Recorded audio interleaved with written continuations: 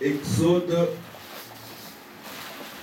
27, je commence par le verset 9 jusqu'à verset 19. Les gens qui ont la Bible, Exode 27, verset 9 jusqu'à verset 27. Je lis ici au nom de Jésus-Christ. Tu feras le parvis du tabernacle du côté du midi. Il y aura pour forme du parvis des toiles de fin, l'air et d'or. Une longueur de 100 coudées pour ses premiers côtés, avec 20 colonnes posant sur 20 bases d'airain. Les crochets des colonnes et les tringles seront d'argent. Du côté du midi, il y aura également des toiles sur une longueur de 100 coudées, avec 20 colonnes et leurs 20 bases d'airain. Leurs crochets des colonnes et leurs tringles seront d'argent. Du côté d'Occident, il y aura la largeur du parvis, 50 coudées de toile avec 10 colonnes et leurs 10 bases. Du côté de l'Orient, sur les 50 coudées de largeur du parvis, il y aura 15 coudées de toile pour une aile avec 3 colonnes et leurs 3 bases. Et 15 coudées de toile pour la seconde aile avec 3 colonnes et leurs 3 bases. Pour la porte du parvis, il y aura un rideau de 20 coudées bleu, pourpre et cramoisi et du fin l'air et d'or. Un ouvrage de broderie avec 4 colonnes et leurs 4 bases. Toutes les colonnes formant l'enceinte du parvis auront des tringles d'argent, des crochets d'argent et de bases d'airain. La longueur du parvis sera de 100 coudées, sa largeur de 50 coudées de chaque côté et sa hauteur de 5 coudées. Les toiles seront de fin l'air et d'or et les bases d'airain. Tous les ustensiles destinés au service du tabernacle, tous ses pieds et tous les pieds du parvis seront d'airain. Vous pourrez vous asseoir. Nous prenons les livres de Job. Je prends Job 6. Job 41.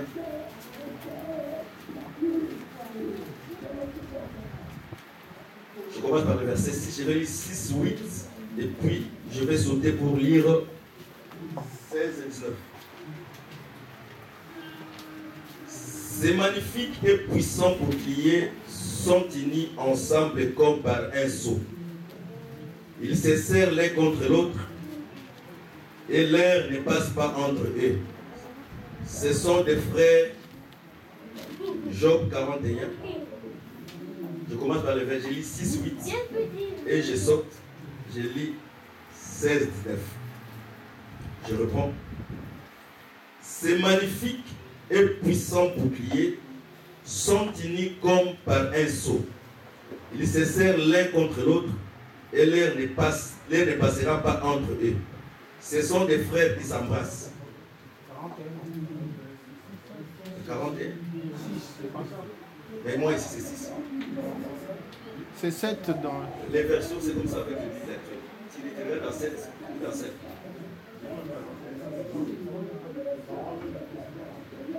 Job 41.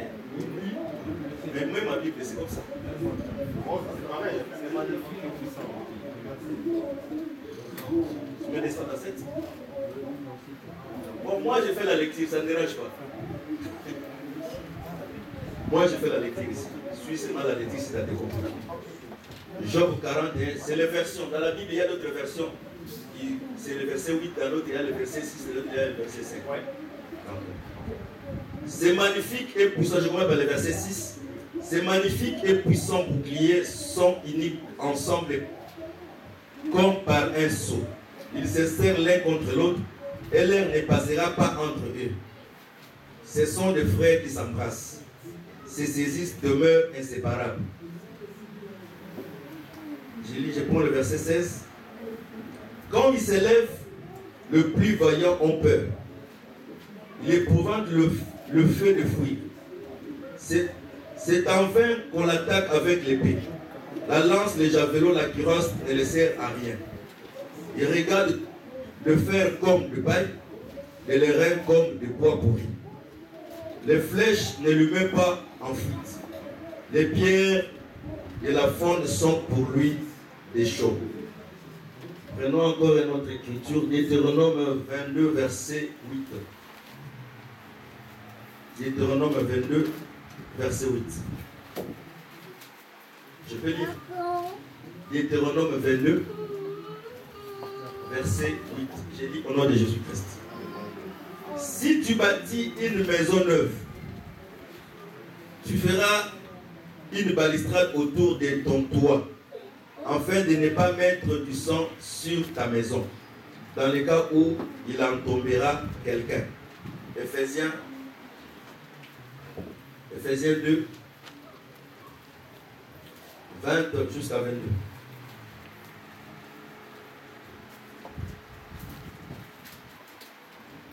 Éphésiens 2, 20 à 22. J'ai lu au nom de Saint Jésus-Christ. Vous avez été édifiés sur le fondement des prophètes et des apôtres. Jésus-Christ lui-même étant la pierre angulaire. En lui, tout édifice bien coordonné s'élève pour être un temple saint dans le Seigneur. En lui, vous êtes aussi édifiés pour être une habitation de Dieu en esprit. 1 Timothée 4, pour terminer. 1 Timothée 4, verset 1. L'esprit, 1 Timothée 4, verset 1. Mais l'Esprit dit expressement que dans les derniers temps, quelques-uns abandonneront la foi pour s'attacher à des esprits séducteurs et à des doctrines des démons. Parole du Seigneur. Amen. Que le Seigneur bénisse la lecture de sa parole. Amen. Je vous salue encore au nom de Saint Jésus-Christ. Amen. Je crois bien nous parlons sur la marche d'Israël dans les tabernacles. Nous avons dit qu'en dehors du tabernacle que Moïse avait édifié,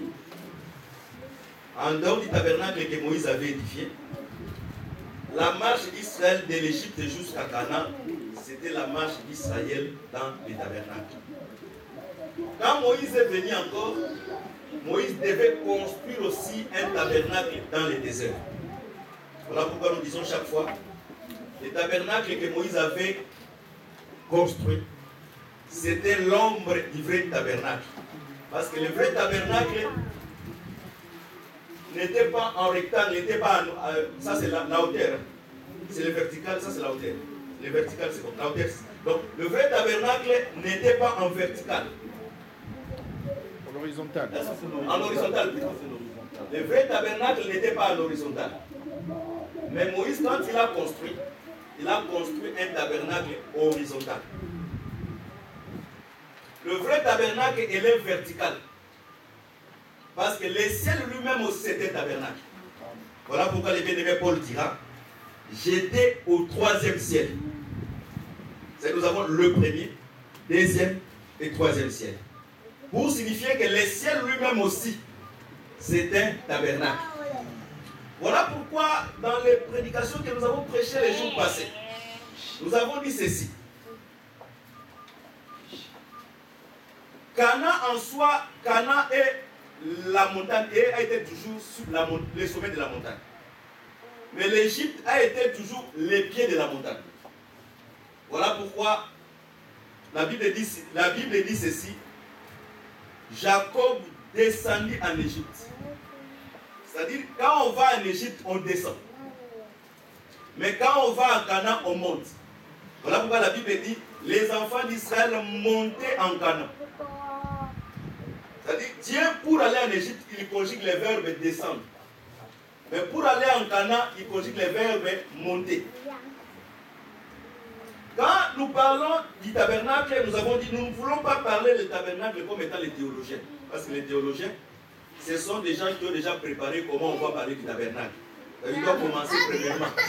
L'autel, quand il termine l'autel, il passe par les livres des rêves. Non. Dieu, dans la loi, il a parlé plusieurs manières comment expliquer le tabernacle. Nous avons expliqué aussi le tabernacle, parce que quand on parle de l'Égypte, il ne faut pas seulement voir l'Égypte comme étant là où il y a les pharaons d'Égypte. Mais quand nous parlons de l'Égypte, il faut voir aussi l'Égypte comme étant le monde. Le monde où nous sommes, c'est l'Égypte. Ce n'est pas moi qui ai dit ça. C'est le frère Jean qui dit en Apocalypse 11. Il dit ceci. Les lieux où le Seigneur a été crucifié, c'est un lien symbolique qui signifie l'Égypte et les Sodome. C'est-à-dire en soi, le Seigneur aussi est mort en Égypte.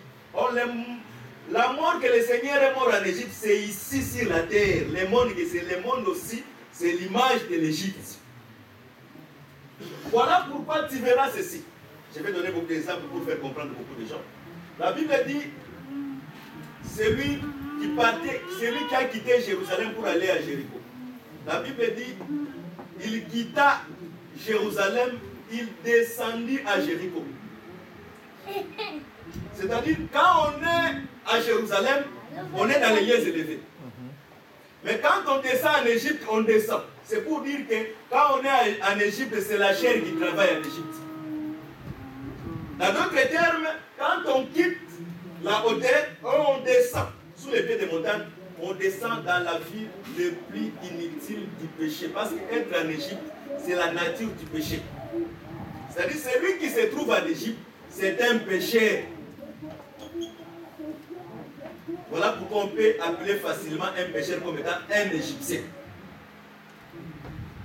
Mais Moïse lit très bien la Bible parce que c'est ce qu'on va parler aujourd'hui. Moïse, pour construire les tabernacles, Moïse devait construire les tabernacles sur la montagne de Sinaï. Or, Sinaï, c'est le 12e campement. Parce que le campement a commencé avec... Le premier campement, c'était Ramsès.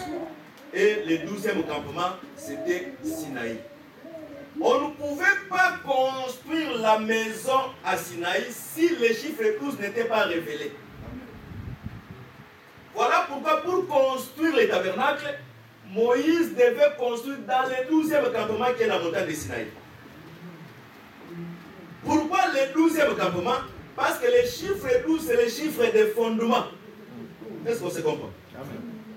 Que les Seigneur bénisse. C'est-à-dire, Moïse ne pouvait pas construire la maison s'il n'a pas les 12 pierres entre ses mains. Parce que toute maison qui est bâtie sans fondement, le vent, le torrent vont le faire tomber.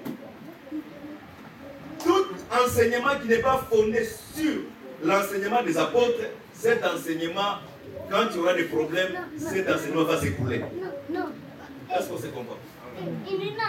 Parce que les apôtres, quand nous disons de la doctrine dans l'église, la doctrine, c'est les épîtres. Tout ce que les apôtres ont écrit, c'est ça la doctrine. Même Jésus, quand il marchait dans la chair, c'était encore la loi qui marchait sous le rite de Jérusalem.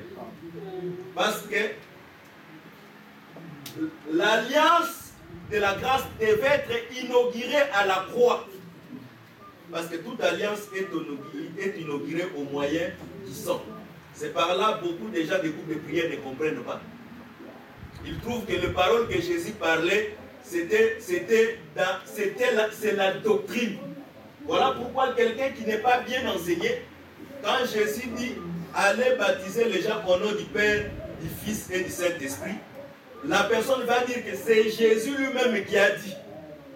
Mais nous avons la compréhension parce qu'un esclave, c'est celui qui est circoncis de l'oreille, c'est celui qui a l'entendement, la compréhension de la parole. Nous avons compris. Jésus a dit, quand le Saint-Esprit viendra, il vous amènera dans la vérité. C'est-à-dire, quand on dit que Moïse est venu avec la loi, Jésus-Christ est venu avec la vérité, la grâce et la vérité. La vérité ne fut révélée que par le ministère des apôtres. Et quand le Saint-Esprit a ouvert la bouche pour expliquer ce que Jésus a dit, le Saint-Esprit a dit que le baptême sera fait au nom de Jésus. Que le Seigneur bénisse.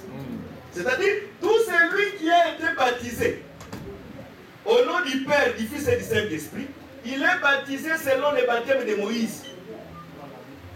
Parce que même Jean lui-même était un Moïse. Est-ce que c'est comprend? Mais la différence de gens, parce que vous allez me dire, Jésus a dit que celui qui est né des femmes, j'ai un plus grand que tous. La différence des gens et d'autres prophètes, c'est quoi? Parce que toutes les sentinelles qui annonçaient la venue, les sentinelles avaient seulement le rôle de veiller la nuit. Est-ce qu'on se comprend? Mais Jean-Baptiste, c'était le seul sentinelle qui a annoncé la nuit et il a annoncé aussi le matin. Parce que Jean-Baptiste, les sentinelles, Esaïe dit, les sentinelles dit, sentinelle sainte, qu'est-ce qu'il dit la nuit? Il dit la nuit vient, le jour aussi vient. C'est-à-dire Jean-Baptiste, il est venu annoncer l'horreur. L'horreur, c'est-à-dire la fin des temps de la nuit. C'est-à-dire le jour a commencé avec les apôtres. Pourquoi nous disons que le jour a commencé avec les apôtres? Parce que le jour est composé de 12 heures. Est-ce qu'on se comprend? Le jour est composé de 12 heures. Et les 12 heures du jour, ce sont les 12 apôtres. Chaque apôtre représentait une heure. Et chaque patriarche représentait aussi une heure.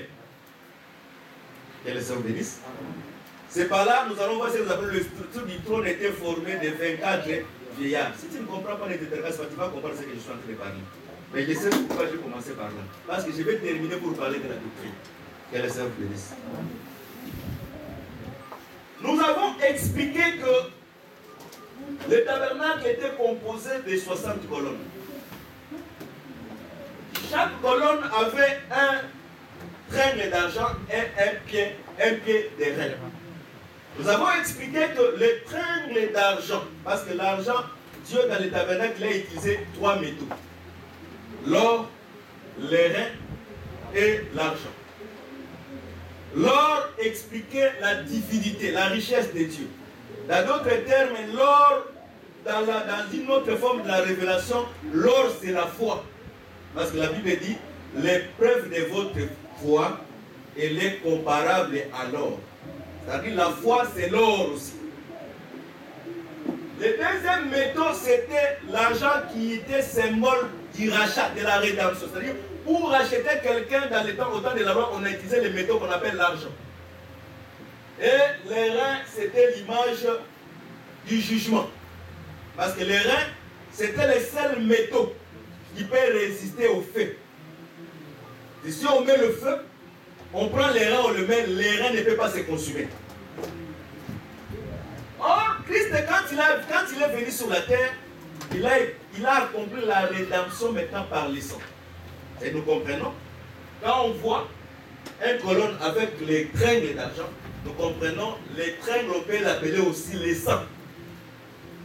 Et les colonnes, c'était le rassemblement des rachetés. Tout celui qui avait le signe de sang sur lui, c'était racheté. Que les Seigneur bénisse.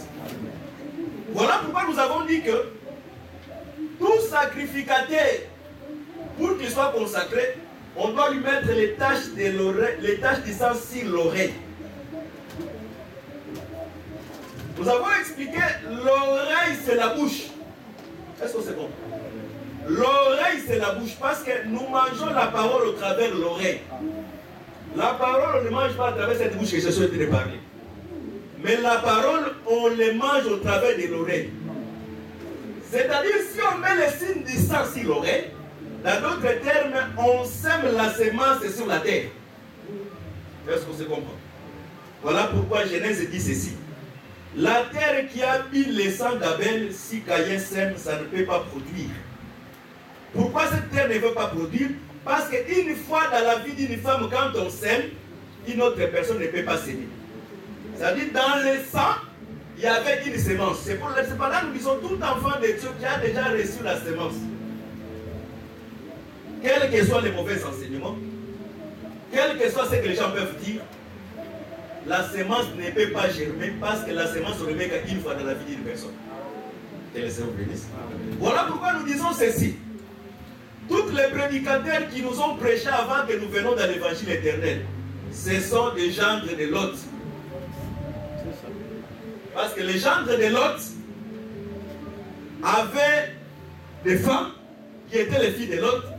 Mais lit la Bible, les filles de Lot, en étant même avec les hommes, ils étaient encore vierges. Que le Seigneur bénisse. Nous savons qu'une femme, quand elle se marie, doit perdre sa virginité. Mais du moins, les gendres de Lot avaient l'incapacité d'enlever la virginité des femmes, des filles de Lot. C'est pour dire que tous les enseignements que nous avons reçus par-ci, par-là, ça n'a pas germé sur nous et ça n'a pas détruit notre virginité. Parce que nous étant des vaches de Dieu d'avance, Dieu nous protégeait depuis les temps anciens. C'est-à-dire qu'on venait sur la terre comme étant les enfants de Dieu et les seuls qui pouvaient nous donner la semence, c'est lui-même le Créateur. Que le Seigneur bénisse. C'est-à-dire dans le sang, il y avait une semence. Que le Seigneur bénisse.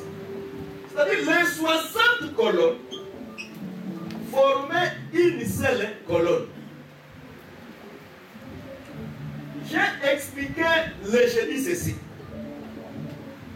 Les colonnes formaient aussi les rachetés.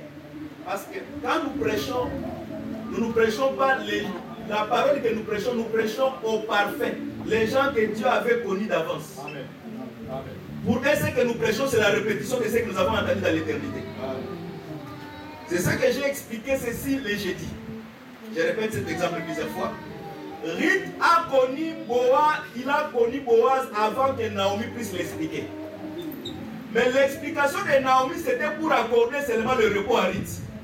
C'est pour dire que le Dieu qu'on nous prêche aujourd'hui, dans l'éternité, il n'y a pas de prédicateur. Dieu lui-même, il est prédicateur de sa propre parole. Le prédicateur, c'est ici dans le temps. C'est-à-dire, Ruth avait déjà connu Boaz avant qu'on l'explique Boaz. Mais avant que Ruth puisse connaître Boaz, Naomi déjà avait connu Boaz avant Ruth. Est-ce que c'est compris? Quand nous parlons de l'éternité, l'éternité c'est une maison à plusieurs chambres. C'est-à-dire le ministre c'est celui qui a connu Dieu avant que le peuple puisse connaître Dieu. Mais dans l'éternité, dans une autre chambre, le peuple aussi a connu Dieu avant que le ministre puisse expliquer Dieu au peuple. Mais le ministère sur la terre, c'est les paroles de Naomi. Je vais assurer ton repos. C'est-à-dire, nous prêchons pour introduire ce peuple dans le repos qui est le salut. Parce qu'aussi longtemps que nous sommes sur la terre, on n'a pas un repos total. Même si nous recevons l'évangile, le repos que nous avons, nous le portons seulement dans nos âmes. Parce que le sang qui est entré à nous comme étant la semence, c'est cet sang qui a vaincu le péché qui se trouve à nous. Est-ce qu'on se comprend? Nous, dans cette assemblée, on n'a pas l'enseignement que Jésus-Christ a combattu comme étant les lions à la croix. Parce qu'à la croix, Jésus-Christ n'a jamais été un lion. Parce qu'un lion, il ne recule pas dans le combat. On ne peut pas l'attraper. Mais Jésus-Christ à la croix, il était comme un agneau. Voilà pourquoi au travers de son sang, c'est-à-dire pour vaincre le péché, il faut que ça soit un sang pur qui n'a jamais connu le péché. Or, c'est lui qui avait le sang qui n'avait pas le péché, c'est que le Seigneur Jésus-Christ. Voilà pourquoi au travers du sang qui a payé à la croix, le sang a vaincu le péché. Si ce sang veut habiter en toi, c'est à ce moment aussi, toi aussi, tu vas vaincre le péché. Donc, dans d'autres termes, le Saint-Esprit, c'est le sang. Si tu dors maintenant, bouge un peu le monsieur qui dort là-bas derrière. Que le Seigneur bénisse. Nous avons expliqué que les colonnes et les voiles, c'est les écailles de crocodile. Tu vas me dire, mais comment les écailles, les corps de crocodile peuvent devenir une voile? Je te donne une écriture, on avait déjà dit ça le jeudi. Hébreux 10, verset 20. La Bible dit ceci: il a inauguré une nouvelle chemin par sa chair. C'est-à-dire, la chair, c'est aussi une voile. Est-ce qu'on se comprend? Et la chair, c'est aussi une voile. c'est une voile, les colonnes qui sont réunies, qui ont les tringles d'argent, c'est le rassemblement des rachetés. Or, ce qui fait la force du crocodile, c'est ces écailles qui sont inséparables. Nous avons dit, une église divisée ne peut pas aller de l'avant. Une église qui a plusieurs confessions ne peut pas zipser devant les tempêtes. On ne peut pas être dans cette assemblée où d'autres gens croient à la dîme et d'autres gens ne croient pas à la dîme. On ne peut pas être dans cette assemblée, d'autres gens croient à la prière de 7 jours, d'autres ne croient pas à la prière de 7 jours. C'est-à-dire, pour qu'une église soit forte, il faut que toute l'assemblée ait au moins le même enseignement sous le plan de la doctrine. Que les Seigneur bénisse. Quand je parle sur le plan de la doctrine, toute la Bible, c'est la doctrine de Christ. Mais dans la Bible, nous avons ce que nous appelons les éléments fondamentaux de la doctrine. Les renaissements aux œuvres mortes, la foi en Dieu, la doctrine des baptêmes, l'imposition des mains, la résurrection du mort. Si ces points, on doit croire nous tous la même chose. Si on peut avoir des divergences, ou bien encore on peut avoir des opinions, c'est par rapport à la révélation. Je vais donner un exemple. Il y a d'autres assemblées de saints, quand les gens sont mariés, ils ne mettent pas l'anneau. Mais il y a d'autres assemblées de saints, ils mettent l'anneau. Ça, c'est un problème d'opinion, c'est un problème qui n'engage pas la doctrine. La personne peut le mettre ou il ne peut pas le mettre. Il y a des assemblées de saints, pour entonner les chansons, il faut que ce soit un homme. Mais il y a d'autres assemblées de saints aussi, ça peut être une femme. Ça, ce sont des problèmes qui sont liés aux opinions.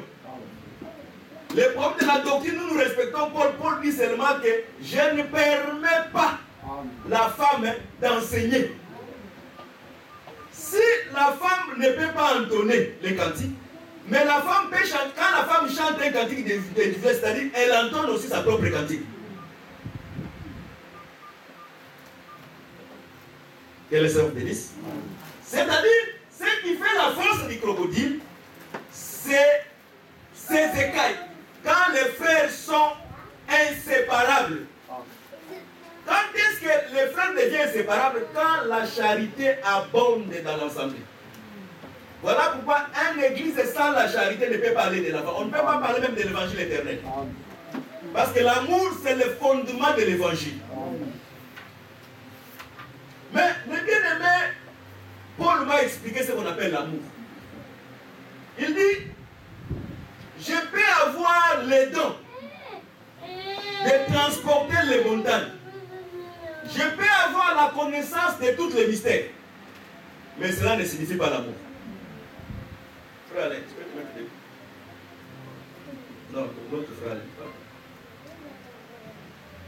C'est-à-dire, tu peux avoir les dons de tous les mystères. Tu peux même donner tous tes biens. Parce que beaucoup de gens croient que l'amour, c'est seulement donner les biens aux pauvres. La Bible dit, tu peux donner tous tes biens aux pauvres. Mais si tu n'as pas la charité, ça ne sert absolument à rien. C'est-à-dire tu peux donner parce que l'équimandie, c'est sur les fonds. Quand quelqu'un veut se marier, ils vont contribuer des congélateurs. Ce n'est pas mauvais. Des frigos. Ils vont même, il peut te donner même 10 000 euros. Mais ce n'est pas ça. Mais la Bible dit ce n'est pas l'amour. Mais quand on explique l'amour, Paul commence à expliquer l'amour. L'amour croit premièrement à la vérité. C'est-à-dire celui qui a l'amour, c'est celui vraiment qui croit à la vérité. Quand il explique encore l'amour, il dit l'amour pardonne tout. C'est-à-dire là où il y a l'amour, il y a la puissance du pardon. Celui qui ne pardonne pas, il n'héritera pas aussi le royaume des cieux. Pourquoi je dis cela? Je donne un exemple avant d'avancer. La Bible dit, il y avait un monsieur, quelqu'un le devait. Et lui aussi, il devait à son maître. Mais le maître lui a fait les remises de sa dette. Mais quand il a sorti, il a vu quelqu'un qui le devait, il a vraiment fait souffrir la personne. Et les serviteurs sont venus dire à son maître, le monsieur que tu as relâché là, que tu as fait les remises de ses dettes, il a maltraité son prochain. Et le maître a pris ce monsieur, il l'a aussi mis en prison. C'est pour dire ceci.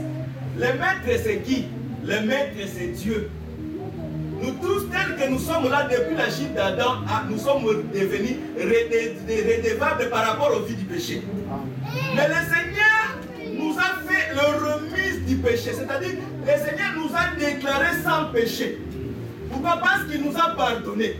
Maintenant, toi aussi, si tu trouves que quelqu'un t'a fait du mal, si tu ne lui pardonnes pas, toi aussi tu ne seras pas pardonné.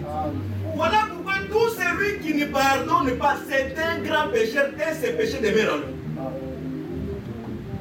Pour recevoir le pardon, il faut commencer à pardonner. Voilà pourquoi la Bible dit, pardonnez-vous les uns et les autres. Laisse-moi un peu expliquer quelque chose là-bas. Quand on dit pardonner, le pardon, des fois chez les humains, n'a pas une réaction automatique. Est-ce qu'on se comprend?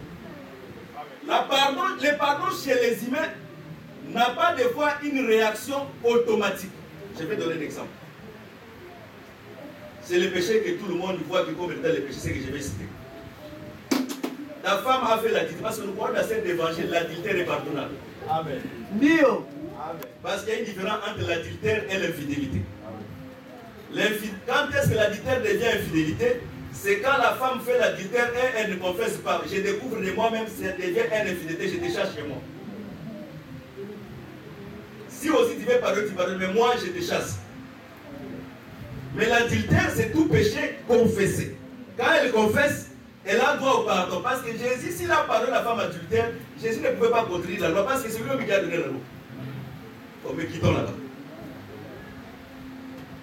C'est-à-dire, Dieu a comme il a dit, je te pardonne. Mais ce n'est pas, quand je te pardonne, ce n'est pas au même moment que tout sera rose. Il faut aussi laisser le temps que le Saint-Esprit fasse un travail dans la vie de celui qui a pardonné à cause de l'évangile. Parce que beaucoup de gens confondent beaucoup de choses. Il t'a volé, te demande pardon. Je t'ai déjà dit pardon, comment ça s'ouvre? Non, ce n'est pas automatique.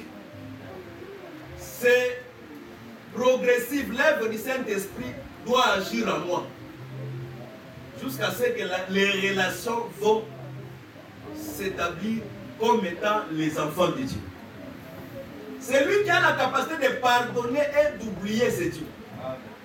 Parce que Dieu, quand il pardonne, il ôte le péché. Il efface le péché. Nous, Dieu va nous donner cette nature. Et cette nature doit atteindre à nous la perfection. C'est un processus. Donc, que le Seigneur vous bénisse. C'est-à-dire, les écailles, c'est les colonnes. Que nous formons dans le corps de Christ. Et tel que nous sommes, Christ, il est le vrai crocodile qui nous porte dans son corps. Mais dans d'autres termes, les écailles aussi, c'est les Écritures. Parce que les Écritures, ce sont des vrais frères.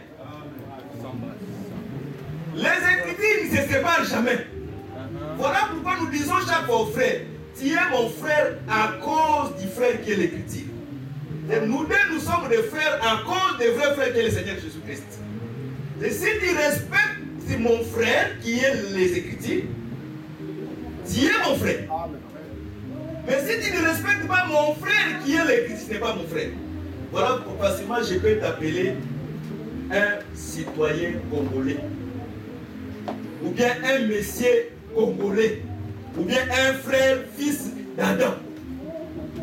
Parce que quand je t'appelle fils d'Adam, sache-le que je ne t'appelle pas mon frère dans la foi. Parce que tout le monde est né d'Adam. Nous tous nous sommes des fils d'Adam. Mais quand je t'appelle mon frère, c'est que tu as le respect au frère. Et à ce moment, tu es mon frère. C'est-à-dire, les Écritures, c'est ce qui fait la force, c'était Dieu. Parce que les sanctuaires, c'était Dieu. Maintenant, Moïse arrivait au 12e campement. Il devait maintenant édifier une maison. Parce que le Sinaï lui-même était aussi un tabernacle. Parce que sur les pieds de la montagne, il y avait un autel. Et au milieu de la montagne, le Seigneur et les anciens, les 70 anciens, ont mangé et ils ont pris le vin avec le Seigneur. Or, le vin, on le voit que dans les lieux saints. Là où il y a les vases pour boire le vin et pour manger le pain. Et les 70 anciens représentaient que les 7 lampes du chandelier. Et au sommet de la montagne, Dieu était seul avec Moïse. Parce qu'au sommet, c'est seulement les souverains sacrificateurs, celles qui peuvent entrer. Aaron, Moïse lui-même aussi, était un souverain sacrificateur. Pourquoi je dis que Moïse était souverain sacrificateur? Parce que Moïse était roi. Or, un roi, on va reconnaître par la couronne. Voilà pourquoi tout souverain sacrificateur devait porter un tiare. Jésus aussi, avant d'aller à la croix, on lui a mis le chapeau royal qui était le couronne de ses pieds. Que le Seigneur vous bénisse. Là, les gens qui n'ont pas les oreilles ne m'ont pas compris, mais on va avancer. Que le Seigneur va vous aider. Que le Seigneur vous bénisse. Maintenant, pour que Moïse construise la maison, Moïse doit commencer à poser le fondement. Voilà pourquoi la Bible dit ceci. Premièrement, les apôtres, les prophètes et les docteurs. Quand on dit premièrement les apôtres, ce n'est pas dit que les apôtres sont plus grands que les prophètes et les prophètes sont plus petits que les docteurs. Ou les docteurs sont plus grands que les évangélistes. C'est-à-dire une église, pour que nous puissions bien commencer et bien avancer, c'est premièrement la doctrine apostolique qui doit être posée. On ne peut pas commencer à bâtir un assemblée local en commençant par des révélations. Non. C'est ça le plus grand erreur de nos assemblées. Parce qu'on n'a pas commencé à poser les fondements sur les éléments fondamentaux de la doctrine, mais on a commencé premièrement à prêcher sur la révélation. Comme on a commencé à prêcher sur la révélation, les gens sont restés dans l'état où ils sont. Mais si on avait commencé, comme Paul dit, premièrement les apôtres. Or, les apôtres, ils sont porteurs de l'ordre et ils sont porteurs de la doctrine. Là où il y a les apôtres, on doit avoir de l'ordre et on doit avoir la doctrine bien posée. Voilà pourquoi quand on doit commencer un assemblée, on doit premièrement commencer à poser les bases doctrinales. Parce que si on commence avec les prophètes et le docteur, c'est à ce moment les docteurs peuvent facilement prêcher. Écoute-moi très bien. Les docteurs peuvent facilement prêcher. Nous sommes sauvés par l'élection, même si nous marchons. Même si nous ne prions pas. Mais nous sommes déjà sauvés parce que Dieu nous a connus avant la fondation du monde. C'est comme ça qu'un docteur peut prêcher. Mais un apôtre, il peut prêcher. L'agneau de Dieu a été prédestiné, mais il a été manifesté dans le temps à cause de vous. C'est l'apôtre qui peut dire, il faut courir pour saisir les prix. Il faut s'efforcer pour détruire cette chair. C'est l'apôtre qui peut prêcher comme ça. Mais les docteurs peuvent facilement prêcher. Dans cette vase où quand je marche là, le sali déjà est à moi. Mais si on commence déjà, dans cette vase où je marche, le sali est à moi. Même si je fais l'impudicité, même si je vole, même si je mens, c'est-à-dire tout cela, ce n'est que des petites mascarades, parce qu'aucune personne ne sera perdue. Mais si on commence avec par les apôtres vont commencer premièrement à poser les fondements.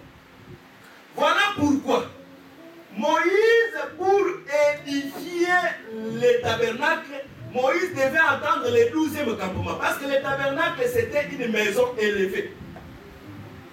C'est là où j'ai donné la différence entre les tabernacles que Moïse avait construits et les véritables tabernacles. Parce que le tabernacle que Moïse avait construit, il est horizontal.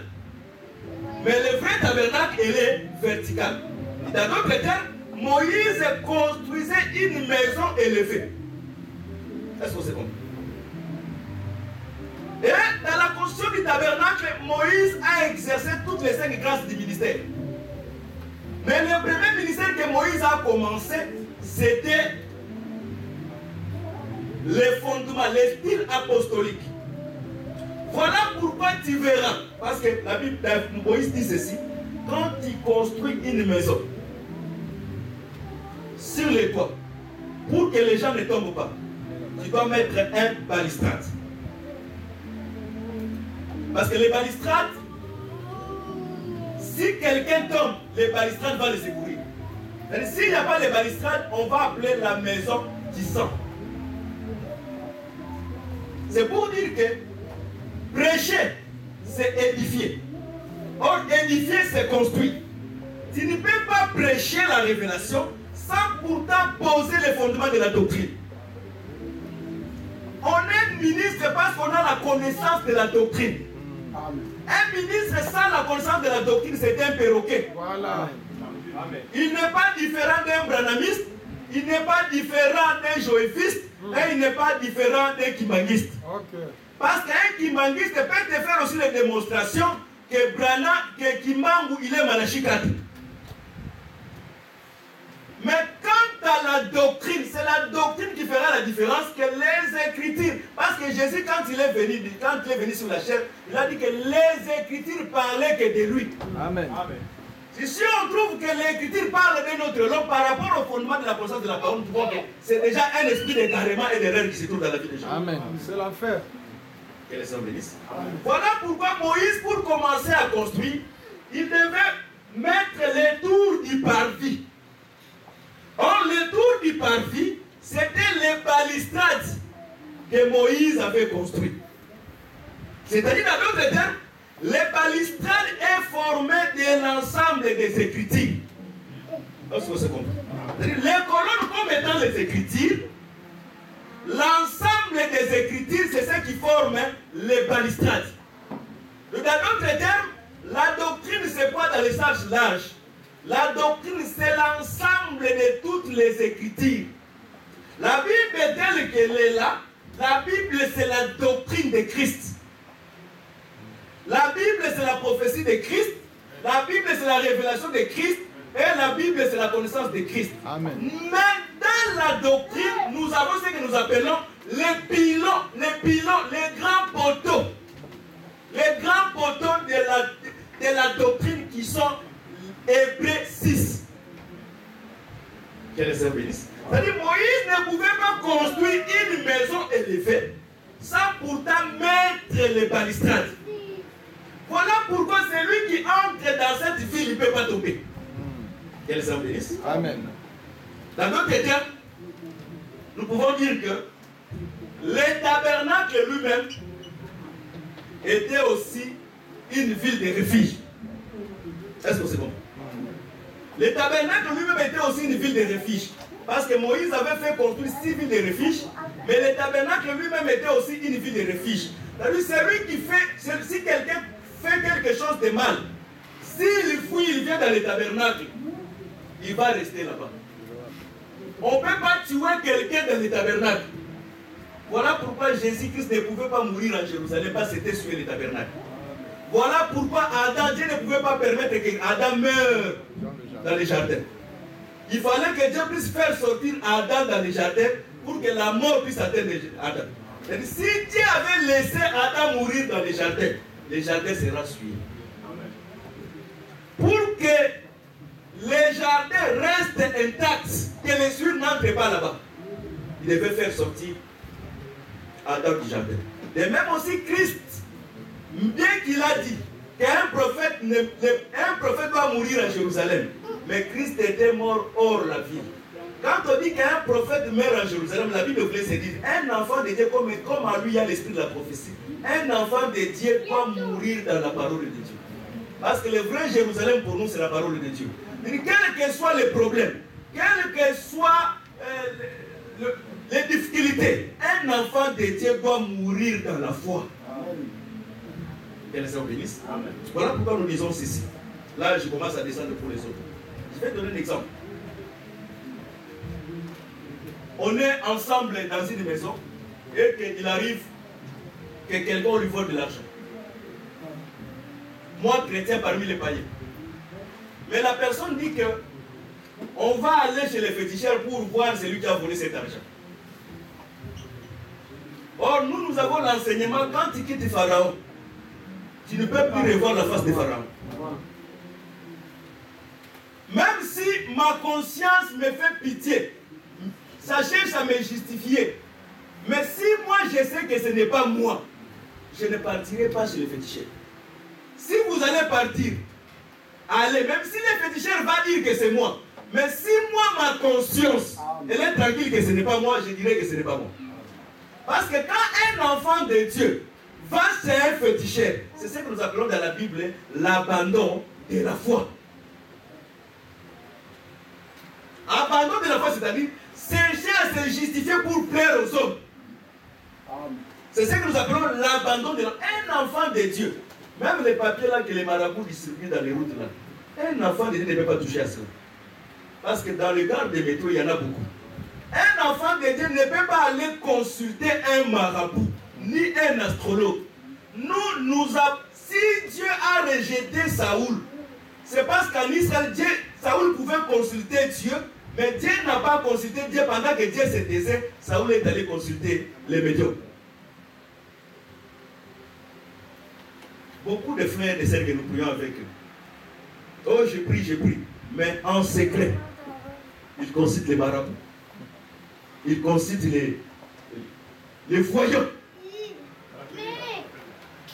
Il appelle aussi, il consulte. Mais ici, nous savons que c'est notre frère. Mais les dieux que nous prêchons, ils voient, ça c'est ce qu'on appelle l'abandon de la foi. C'est ce qu'on appelle l'abandon du premier amour. Qu'elle se bénisse. C'est-à-dire, on ne pouvait pas construire une maison sans pourtant mettre les balustrades. C'est-à-dire, les Écritures, c'est les balustrades qui fait la force du crocodile. Parce que les crocodiles, est-ce que les crocodiles c'est un homme? Dieu, il est très grand. Quand il lit Job, il dit, il ne craint pas les vaillants guerriers. Même les vaillants ont peur de lui. C'est-à-dire, si les vaillants ont peur de lui, c'est-à-dire lui-même, le crocodile aussi, c'est un vaillant de guerre. Mais ce qui fait la force d'un crocodile pour ne pas craindre la guerre, c'est que ces écailles, qui sont les Écritures, sont réunies. Même si tu lances la flèche, comme les écailles sont réunies, il n'a pas peur. Amen. Parce que nous savons que le diable aussi a des flèches. Si quelqu'un se trouve dans la parole, parce que les Écritures, c'est les vrais boucliers. Si même on nous tire, cela ne peut pas nous atteindre parce que nous sommes dans la Bible. Voilà pourquoi la Bible dit, parmi les armes que nous devons porter, ayez les boucliers comme étant la foi. Amen. C'est à d'autres termes, les clôtures ici, c'est la foi. Or, la foi, c'est l'ensemble des Écritures. Un enfant de Dieu doit croire à la totalité des Écritures. Un enfant de Dieu, ce n'est pas quelqu'un qui choisit les Écritures. Il choisit seulement les Écritures qui sont favorables à sa situation. Même si la situation est difficile, l'Écriture est défavorable à ta situation. Honore Dieu au travers des Écritures. Amen. Qu'elle se bénisse. Je vais donner une explication, je continue encore. La Bible dit, je ne permets pas à la femme d'enseigner. Mais Paul dit ceci, Paul dit encore ceci, en Christ, il n'y a ni juif, ni homme, ni femme. La Bible dit, quand tu veux bâtir un hôtel, tu ne poseras pas les ciseaux sur les pieds de l'hôtel. C'est-à-dire, les pierres, quand on veut l'extraire sous la terre, parce que les pierres de l'autel viennent de la terre, quand tu l'extrais, tu vas l'extraire tel que tu l'as et tu vas les mettre sur l'autel tel que tu l'as. Maintenant, si tu trouves que la pierre a fait comme ça, c'est-à-dire tu vas chercher à prendre maintenant les ciseaux, d'arranger, de donner une forme à l'autel, à la pierre. Et en donnant les formes à la pierre, c'est ce que Dieu appelle une abomination. C'est-à-dire, nous comme étant le ministre, quand nous allons dans les carrières des pierres, parce que la Bible c'est une carrière où il y a des pierres qui sont les Écritures. Quand tu veux extraire une pierre, extrais-la telle qu'elle est. Si Paul dit que je ne permets pas à la femme d'enseigner, prends la pierre telle qu'elle est, pose-la sur l'autel. Ne commence pas maintenant à arranger, à dire que Paul a dit cette écriture pour les gens qui étaient à Corinthe. Mais je vais te poser la question, il n'y a aucune lettre qui est écrite pour l'Église de France. Mais les lettres sont écrites, Paul a dit, partout où il y a les saints, qu'on puisse lire cette écriture. Et si nous lisons cette écriture, nous avons la lire telle qu'elle a été. On ne va pas commencer à dire, c'était parce que les femmes étaient désobéissantes. Non, l'écriture ne dit pas cela. Ce n'était pas parce que les femmes dans ce temps-là, mais est-ce que les femmes de ce temps-là, ce qui a été, ce qui est et c'est ce qui sera. Quelle est la différence entre les femmes de ce temps-là et les femmes de ce temps ici et les femmes qui venaient des temples? Les femmes restent tellement dans l'antique des femmes dans toutes les générations. Amen. Ndio.